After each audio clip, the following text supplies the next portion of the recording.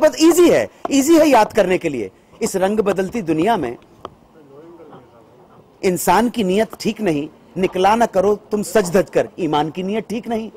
ठीक है, मैं कैसे खुदा हाफिज कह दूं, मुझको तो किसी का यकीन नहीं, छुप जाओ हमारी आंखों में, भगवान की नीयत ठीक नहीं। याद होगा, क्यों नहीं ठीक होगा? क्योंकि कंटेंट है, कुछ थॉट है उसके पीछे।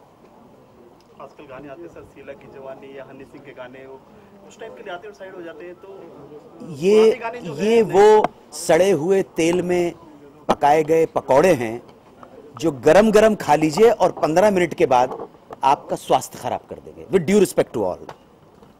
सर आखिरी सवाल, अभी इलेक्शन आ रहे हैं जी। तो राजनीति में कितना विश्वास रखते हैं आप?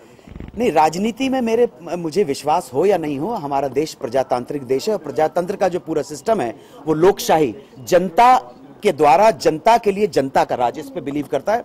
हम इस कहावत को जो हमारे संविधान ने हमें दिया है, जो अधिकार दिया है, उसको हम इंप्लीमेंट कर सकें अपने उज्जवल रूप में, अपने समग्र रूप से, तो वही हमारे लिए अच्छा है। वरना हम जो राजनीति देख रहे हैं भारत की, वो राजनीति अपने निकृष्ट सीमा के ऊपर पहुंच गई है। हमें भारत का अगर उत्थान करना है तो हमें राजनीति को आगे बढ़ाना होगा, नए दृष्टिकोण के सामने लोगों के सामने लाना होगा।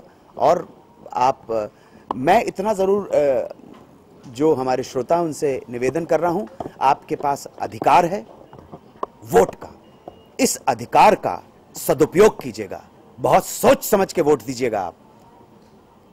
और अगर आपको लगता है कि आपकी कसौटी के ऊपर कोई भी राजनेता खरा नहीं उतरता है तो चले आइएगा वोटिंग बूथ से, मैं तो यही बोलूंगा। सर एक कलाकार राजनेता हो सकता है, अगर बात करें, अभी कुछ लोग विरोध कर रहे हैं कि कलाकार को राजनीति में नहीं आना चाहिए। क्यों? गुंडे बदमाश राजनीति में आ सकते तो कलाकार क्यों नहीं आ सकता है? आपकी क्या राय है सर? नहीं, मैं वही तो बोला मैंने, जब गुंडे बदमाश मवाली आ सकते हैं राजनीति में तो कलाकार क्यों नहीं आए? भाई आ सकता है। मैं तो ये कहूंगा कलाकार आए कि गुंडे बदमाश आए, राजनीति में देशभक्त आए, तभी भारत अपनी खोई हुई गरिमा को प्राप्त करता है। देशभक्त नहीं आते राजनीति में, एक्टर आ जाते हैं, सिंगर आ जाते हैं, क्रिकेटर आ सकते हैं, माफिया वाले आ सकते हैं, गुंडे बदमाश आ सकते हैं, बिल्डर आ सकते हैं, ठीक है, समाज सेवक आ सकते हैं, बहुत कम पेट्रियट्स आते हैं, बहुत कम देशभक्त आते हैं।